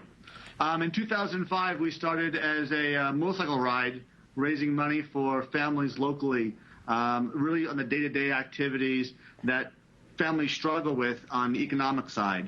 So we did the motorcycle ride. We now have about 700 bikers that show up once a year, and it's a great event. We also stemmed into a opportunity to do a wine event. We have several local wineries from Paso Robles all the way down to a big Bronco Wines down here in Los Angeles, a big distributor, and the Chart House in Redondo Beach, who all donate all of their stuff, the food and the facilities and the wine. And every dollar that we raise in this wine event goes directly to the families. There's no other person being paid. Well, So that's amazing. Yeah, and Doug, we are so happy at Act Today to have been chosen as one of your beneficiaries this year, because that is what our mission is, to give direct help to the families. And I'm really looking forward to meeting you on Sunday. I'll be there at the Chart House in Redondo Beach. How can people, is it still open to the public? Can people still come? Yes, we still have a few seats left. It is, so real quickly, it's a 4-course meal with wine pairing for each course. We also have a wonderful gift bag by Matrix Hair Care Products. You can see I use a lot of it. I can tell.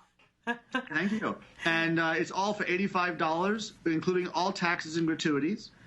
And we are a 501c, so it is tax deductible. If you go to Ride for FOR Autism.org or call me at 310-926-3350, we will get you a seat and reserved and get you a ticket for sure. Oh, awesome. Now, Doug, I'm curious. This year, one of the beneficiaries is going to be Autism Care and Treatment Today, but you've helped a lot of different autism organizations. Who else have you been able to help? We started out probably the first 5 or 6 years really sponsoring and helping Autism Speaks. TACA, Talk About Curing Autism. Great. Autism Society of America, the San Gabriel Valley, has been a big supporter and really helped us as well with the volunteers over the years, and so has TACA. They've been both phenomenal partners. Great Autism Speaks Los Angeles chapter was a beneficiary, and then the Surfers Healing Foundation. Yes. They were one of our first ones. And then a neat project that I really liked down in San Diego, Autism Tree Project. And one of my favorite things that they do is they provide a mentoring program for families who just learned about their diagnosis for their child, and it's pretty neat. That's great. Well, we work with a lot of those organizations. We're very, very good friends with Lisa Ackerman and the TACA folks, and we do a lot of things together, and this is yet another event that there will be beneficiaries across the board that help the families dealing with it, and we're so happy to be involved. Now, the actual Ride for Autism is what day? So the ride is actually August 3rd. I keep mixing them up. Okay. The wine dinner is always the first weekend in June, and the ride is always the first Saturday in August. And the cyclists start from Baldwin Hills and go all the way to Calabasas to the Sagebrush Cantina, correct? Yeah, we go from Baldwin Park at Laidlaw's Harley-Davidson. It's a police-escorted ride. And then we go up to PCH, through the canyon, to then into Calabasas. Love it. That's going to be so much fun. I cannot wait to meet you on Sunday. I'll come hungry and thirsty. I'm a big wine lover. We also have an amazing silent auction, and we have some really, really great prizes, from premiere of Woody Allen's new movie to a Linus bicycle, and some other great donations by people. One thing that is fantastic about either the autism community or people just giving is that there's a lot of folks out there that are really willing to help out. Like I said, the thing about our wine event that makes it so unique that I've learned over the years is no one donates 100%. And we have such great partners such as the Chart House. There's a band called Retrofit, so if you're in need of a really cool sound, they got a beautiful 2-piece band. Great. That they donate their time. And Silver Horse Wines as well as Bronco Wines donated about 15 cases of wine, which is no small, easy task. But they do it because of the kindness of their hearts and just very giving families overall. So it's a blessing to find these big corporations that are willing to help nonprofits like ourselves. Well, thank you so much, Doug, for the work you do. I look forward to seeing you on Sunday. Yes, we look forward. And again, please go to rideforautism.org for your tickets, and we'd love to have more people come and join. Fabulous. Okay, great. Thanks so much, Doug. Thanks, Doug. We'll see you. Thanks, We'll see you this weekend. Thank you to your audience. All right, bye-bye. Bye now. All right, we're going to take a break, and then we're going to bring in the Codemers. The Codemers are coming. Okay, All right, the Codemers are coming. The Codemers are coming.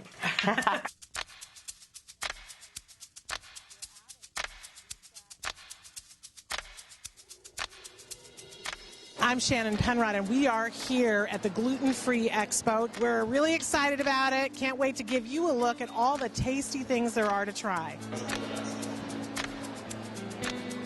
We are here at the Breads from Anna booth. You have been helping my family for a long time. So first of all, tell us a little bit about how this came to be. Okay, well, I was diagnosed at age 16 with type 1 diabetes, and then in my 30s I got celiac disease, and a lot of the products that existed at that point just weren't working for me.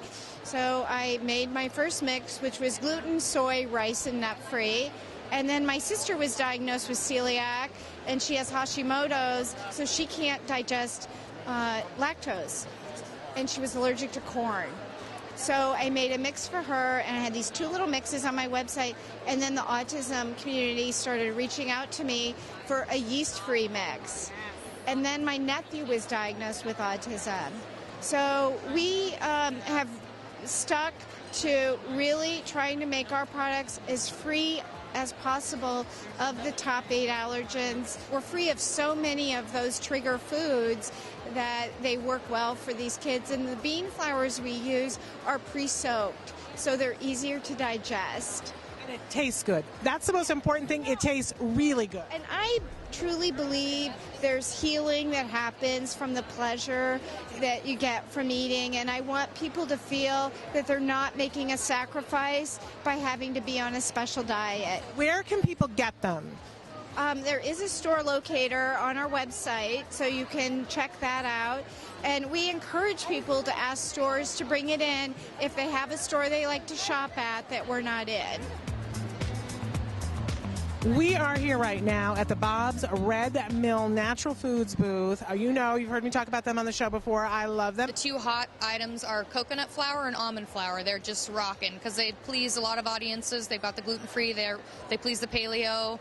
They're not grain, so they can please a lot of audiences.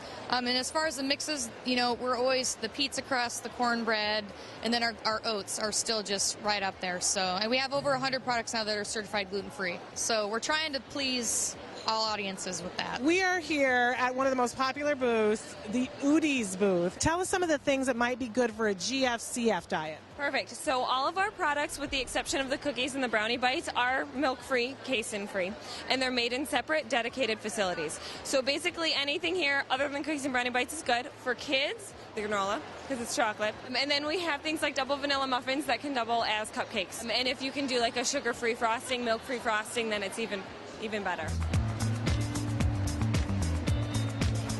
We are here with the author of Gluten is My and a very incendiary title. Well, when I was diagnosed with celiac 2.5 years ago, my initial reaction was, "What? Are you serious that I can no longer eat a major food group?" It blew my mind, and everywhere I looked, I found inspirational, yay, yay, and I was like, this will not do. And I instantly started my blog, Gluten is My out of total craziness, and it developed into a book.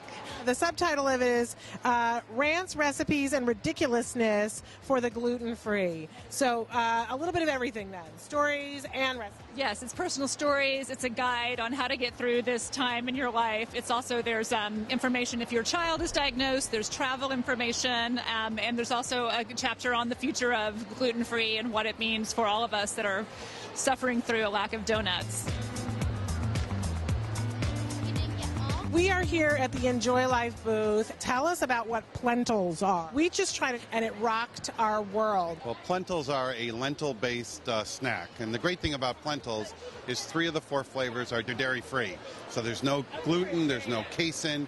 All of our products are gluten-free and free of the 8 common allergens, which means they're free of egg, dairy, wheat, soy, peanut, tree nut, fish, and shellfish. But it's not the only product that you guys have. You have a wide range of products that you guys carry, right? That's right. We make 38 different products. Again, everything that we make is certified gluten-free as well as free of the 8 common allergens. So the great thing about Enjoy Life is when you see the Enjoy Life red logo on any package, you know it's safe, and you know it's safe for everybody. And, a lot of people ask us, well, how do you make it taste so good? Because if it doesn't taste great, no one cares. And so we like to tell them it's a little bit of magic, it's a whole lot of love that we're able to do this and replicate all these different flavors. So, for instance, we have a brand new line of decadent bars, which are s'mores, cinnamon bun, cherry cobbler, and chocolate sun butter. And again, all free of the 8 common allergens. The other thing with all of our products, they're all verified non-GMO. So we have the most gluten-free products that are verified non-GMO by the Non-GMO Project. For more information about a healthy, tasty, gluten-free diet, make sure to watch our cooking segment, What's Left, co-sponsored by Taka. Welcome back to Let's Talk Autism with Shannon and Nancy, and I am now joined by a remarkable family, or part of a remarkable family. I have with me Lisa Kodemer and her son Cole. Hi, good to see you guys. Thank you. Thank you. Now, your family is very, very near and dear to my family because you put together an amazing project, I guess is the word for it. And my son was part of it. And Cole, it was all your idea. Tell us what this idea was. It was an idea basically to have special needs kids have the opportunity to play baseball like I had the opportunity. And you did this for your bar mitzvah project? Yeah. That is amazing.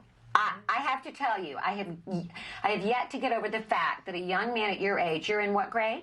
6th. You're in 6th, and in 5th grade, you went to your mom and dad and said, I want to start a special needs baseball league.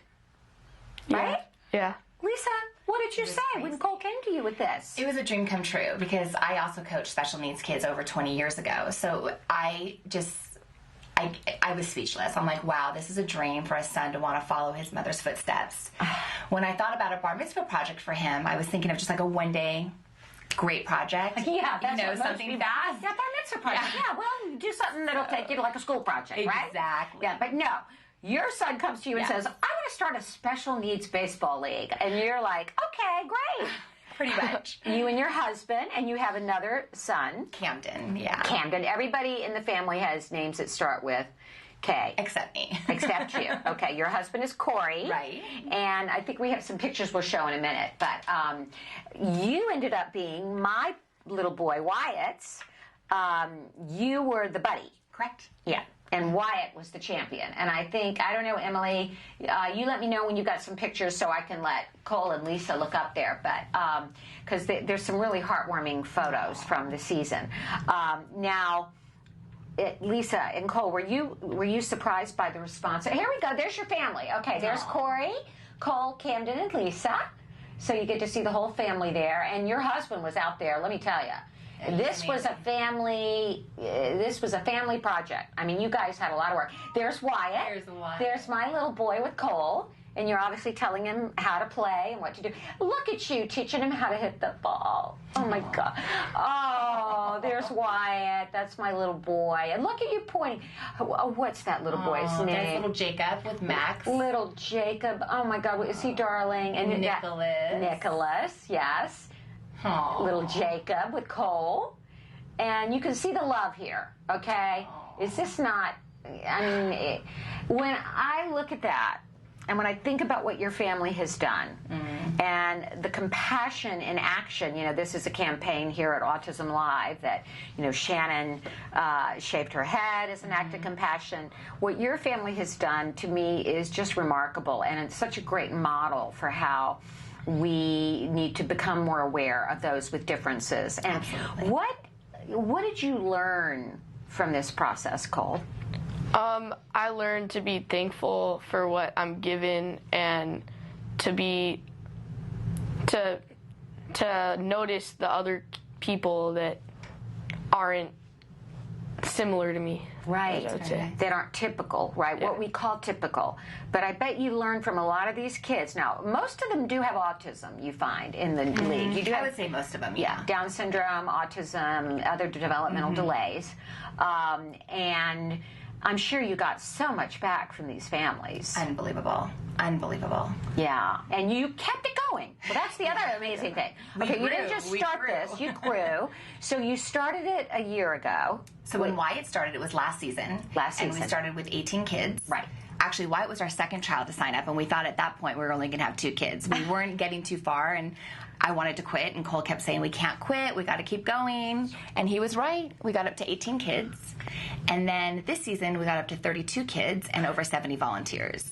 we've just grown, and it's just been an extraordinary experience for our family. Now, how can people that live in the valley, the San Fernando Valley, or anywhere in the Los Angeles area, because people do travel to do these things. Absolutely. How do they get information about this, Lisa, if they're interested for their child? So they could go on the West Hills Baseball website, which is westhillsbaseball.com. Okay. Or they could email me at lisawesthillschampions@gmail.com. Okay. And we're Lisa at West Hills Champions. Say that again. Lisa westhillschampions@gmail.com. Okay. Yeah. All right. Good. Because do you still have openings? We'll have about maybe 5 or 6 openings for some more kids, and of course we always will let volunteers come back if they want to. Okay. Tell us about the volunteers and some of the kids that help out. The So I knew we were going to change the lives of the special needs kids, but the lives that we really, really, really changed were these volunteers, and their life has changed because of this. They go to school now and they have more tolerance for people. We realize now that there are so many more similarities than, with the special needs kids, that there's more similarities than differences. And I think they're taking it back into their communities. It's been a ripple effect. One of the most amazing things that happened to me was our last game. A boy came up to me and said he's leaving for college and he's going to be studying special ed because of my family. And this was a stud baseball player from his high school who never would I imagine that we touch this boy's soul like this. And this is what's happening. You go on Facebook and all of these high school kids have pictures of them and their champion as their profile pictures. And you can see how they're taking it home, they're taking it back to their communities. And because of what Cole has really started, it's really changed the lives of so many people. And brought me back to something that I love. You're not too proud of this boy, are you? No, not too much. He's really given my family an amazing gift. And so for this being your bar mitzvah project, I hope that the project was, I don't know, how is the bar mitzvah project received and that kind of thing? Does it get... So when a child becomes 13, they are responsible in the world to become... an adult to maybe take on a responsibility of giving back. Okay. So when Cole was 11, we had started talking about it very early on. Okay. And he started much, much more earlier than most people do. And this project's not going to stop. It's going to be with us forever. And then eventually Cole and Camden will take over with their kids. And we're just not stopping. It's become the biggest part of our happiness right now in our family. It's been amazing. It strikes me that this might be something that others might want to try. They are trying. They are? Yes, they are. We have been an amazing example to other families. Another family in Westlake actually had tried to start a league. Unfortunately, they were not successful at it, but they raised some money and gave us the money in return to help scholarship some kids in. Now we have a family that's learning from us and wants to model after us in Encino Little League. So God willing, that's going to happen. That's great. So, yeah, that's just great. being an example to other people and, letting other children know that you're never too young to have a vision. Yeah. You're never, that's such an important point. You're never too young to have a vision. And sometimes I think actually in this world, our visions get beaten out of us. Absolutely. We had visions when we're young, when we are Cole's age, and because the world can be such a place of no possibility that we forget those visions. So for you having a vision at this age, I think is just great. Now, how about your brother Camden? Did he have a great experience with this too? He's loving it. Yeah. So I bet you're just a great role model for him as well. Yeah. So, well, we are going to come back in the fall. Yay, we get Wyatt back. Yeah, Wyatt wants to come back, and he misses Cole. He's drawn pictures for you and written letters to you, and he's going to be very excited. And I'm actually going to show him this interview so he can see you, because he just thinks sometimes he wants to know what mommy does when she goes to the card building. You have to let him know that one of our kids on the team, a little girl with autism, her first word was baseball. I was so excited to tell you that. Yeah, she hasn't spoke. I think she's 6, and her first word, 6 or 7, her first word was baseball. Okay. And it's amazing. Yeah, some of the kids are really good, too. Yes. I mean, some of these kids have never put a glove on or were not able to run or understand the concept of baseball. They're really getting it now. Yeah, they're getting it. They are. They're really getting it. It's repetition and having a lot of patience. Yeah, it's been amazing. And that's something you realize, that's also a metaphor for life, because I think what happens sometimes with kids with autism in particular, they go somewhere and they're reluctant in the beginning, possibly, but then when they have the buddies there to kind of push them, because Wyatt didn't like baseball immediately, and now he loves it, because I think it's the buddies that keep them motivated and say, try it again. Because a lot of times with our kids on the spectrum, they don't have sort of the reward motivation. They're not thinking about becoming a star player in high school. They've just got the immediate right there in front of them. So to have buddies like you are and your friends and all the guys you've recruited really, really provides breakthroughs for our children. I know it does. I've seen that in Wyatt's case. That's amazing. So, well, good luck to you this year. Thank you. And I think you're remarkable, and I know our viewers, you've probably been so inspirational for people this morning to see what a family, what a difference you can make in the world. And I'm going to be out there watching you and cheering you on and cheering my little boy on and cheering you on too, Cole. So thank you all for what you do. Thank you, Nancy. Okay. And we'll be right back to say goodbye. Oh, I have to wrap it up. Okay. We won't be right back. Can we all say goodbye to everybody? Say goodbye, everybody. Shannon will see you tomorrow for Autism Live, and I will see you next week for more of Let's Talk Autism with Shannon and Nancy. Give your kids a hug from Shannon and yourselves a hug from me. Aww. Bye.